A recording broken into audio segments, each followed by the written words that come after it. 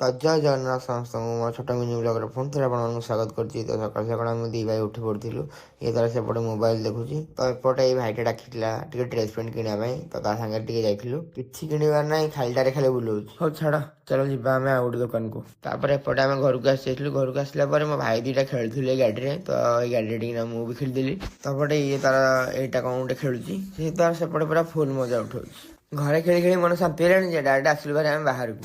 ମୁଁ ତ ମୋର ବହୁତ ଟାଇମ୍ ଖେଳିଦେଲି, ତାପରେ ସେ ମୋଠୁ ଗାଡ଼ିଟା ନେଇଗଲେ, ତା ଇଏ ପରେ ତାର ଖେଳିଛୁ। ତ ଖେଳାଖେଳି ସାରିକି ରାତିରେ ଆମେ ଡାଇରେକ୍ଟ ବାହାରି ପଡ଼ିଲୁ ଲକ୍ଷ୍ମୀ ପୂଜା ଦେଖି ଯିବା ପାଇଁ, ଯେହେତୁ ଆଜି ଲାଷ୍ଟ ଦିନଟା ନ ଦେଖିଲେ ହବ। ମୁଁ ତ ମୋର ବାହାରି ପଡ଼ିଥିଲି, ଇଏ ତାର ସେପଟେ ଡ୍ରେସ୍ ପିନ୍ଧି ତାର ସବୁଦିନ ଡେରି। ଯେତେ ଯାହା କଲେ ବି ୟାର ସରିବନି, ଇଏ ଝିଅ ପିଲା ହେଇଥିଲେ ହେଇଥାନ୍ତା, ଏତେ ଡେରି କରୁଛି। ଏପଟେ ଝିଅ ଆମର ରିଲ୍ସ ଦେଖୁଛି, ତା ନାକରୁ ଖାଲି ସିଙ୍ଗାଣି ବୋହି ପଡ଼ୁଛି, ଯେହେତୁ ସେ ଚାଟି ପକଉଛି। ଯେମିତି ସେମିତି କରିକି ଆମେ ବାହାରି ପଡ଼ିଲୁ, ଚାଲ ଯିବା। ଯେହେତୁ ଆଜି ଲାଷ୍ଟ ଦିନଟା, ଆଜି ଟିକେ ଭଲରେ ବୁଲାବୁଲି ହବ ଆଉ।